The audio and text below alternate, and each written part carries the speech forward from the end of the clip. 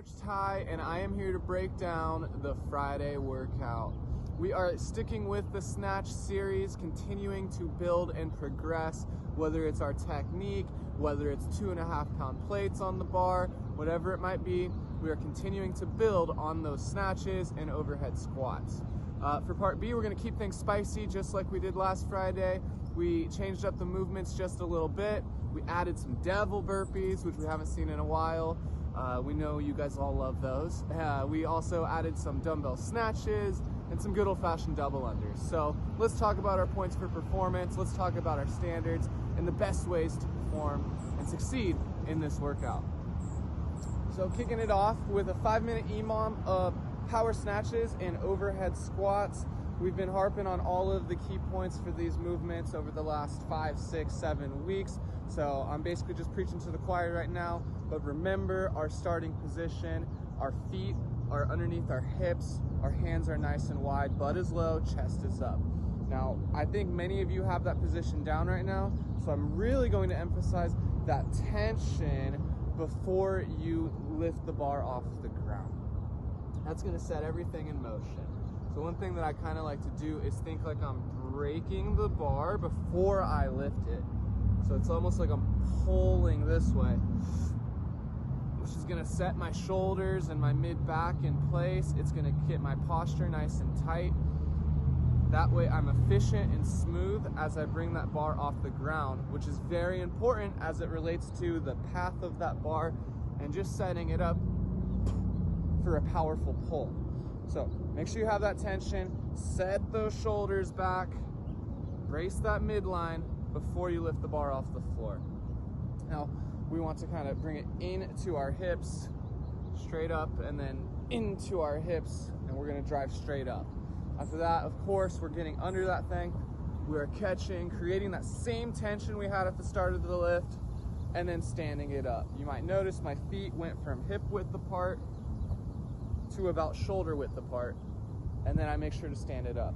Of course, next thing is to brace once again, to dig those feet into the ground, set your eyes forward. Sometimes I just like to focus on one specific object right in front of me, and that can do really good things for my stability and my balance. So I'm focused, looking straight ahead, bolted into the ground, active shoulders. I get full depth, own the bottom position, and I stand it all the way up. We're gonna do that 5 times in a 5-minute Imam, power snatch, overhead squat. For the second Imam, it's the same thing, 5-minute Imam, but the only difference is we changed the overhead squat to a full squat snatch. On that squat snatch, we're going to create that tension once again, but I would argue that it's even more important on the squat because when we get into those really deep ranges of motion, that's where we tend to see all of the stability kind of go to the wayside. So extra important on the squat snatch to really make sure that you have good tension and that you are owning that bottom position before you stand up out of it. When people start to go heavy, they tend to just bounce straight out almost as a reflex. So try to fight that urge and really stick that bottom. Part B, we're cranking up the intensity quite a bit.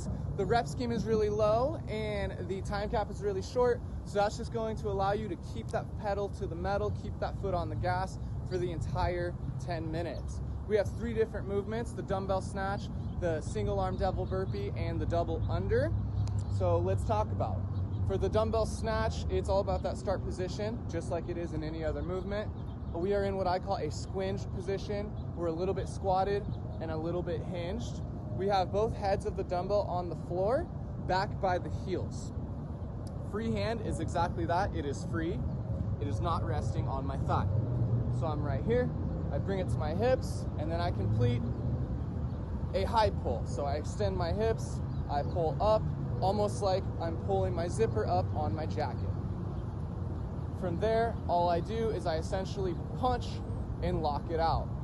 For my arm, I should make sure that my bicep is right next to my ear and my elbow is locked out. From here, I just hit rewind and control that way down as best as I can. We don't want to go too fast and get into spinal flexion. That's no bueno. So control and drive.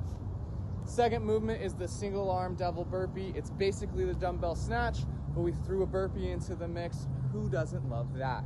So for the burpee, we are falling with style, and we are pressing the floor away.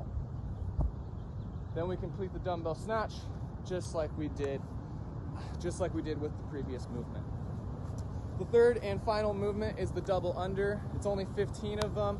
We've been doing a ton of these throughout the cycle, so you guys have this skill looking pretty good right now. All I'm gonna say is don't suffer more than you have to. Try not to tense up and strain through your shoulders. Try not to hold your breath, but just stay light and relaxed and trust the movement. I think I covered everything today. I am Coach Ty. I am signing off. Peace out.